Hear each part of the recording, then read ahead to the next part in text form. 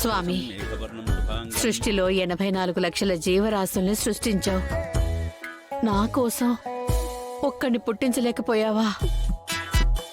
సర్లే, ఈ దేశం వదిలే ఏ జర్మనీయో, జపానో, కొరియానో ఎక్కడో ఒక దగ్గర ఒక్కడు లేడా? నా కోసం వెతుక్కుంటూ రాడా? గోరింటాకు పెట్టి పెట్టి చేతులు పుండ్లు పుడుతున్నాయి కానీ పండడం లేదు.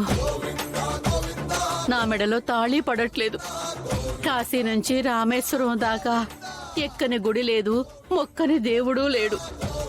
నా కోసం ఒక్కడిని పంపించు. గ్రీకు వీరుడు కాకపోయినా రాకుమారుడైనా పర్వాలేదు. ప్లీజ్ పంపించు. లేదంటే నేను రాను, కొబ్బరికాయ కొట్టను. నీకు సారీ అండి, చూసుకోలేదు. సారీ అండి.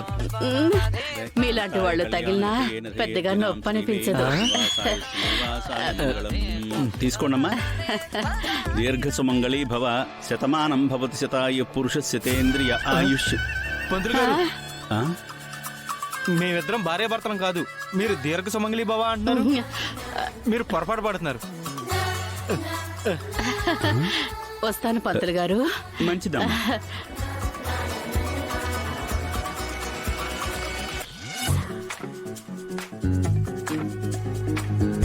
గ్రీకు వీరుడు నా రాకుమారుడు. హే గ్రీకు వీరుడు, ఏడి నా రాకుమారుడు. గ్రీకు వీరుడు నా రాకుమారుడు. అలాగే మీరు రోజు ఈ గుడికే వస్తారా? ఏ టైంకి? మీ టైమే నా టైము, ఇదే టైము. ఈరోజు చాలా అందంగా ఉన్నావు. నేను రోజు అందమే తింటాను, అన్నం తినను.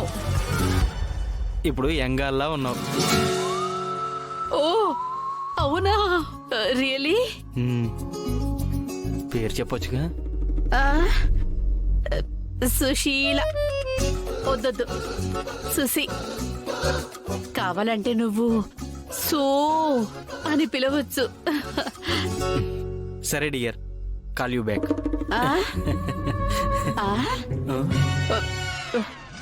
ఇప్పటిదాకా ఫోన్ లో మాట్లాడావా నాతో? కాదా?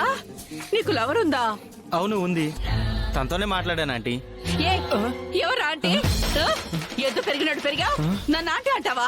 అయ్యో, దున్నపోతలో ఉన్నావు. సారీ చెప్పాను కదా బామ్మ. నన్ను మళ్ళీ బామ్మ గిమ్మ అంటే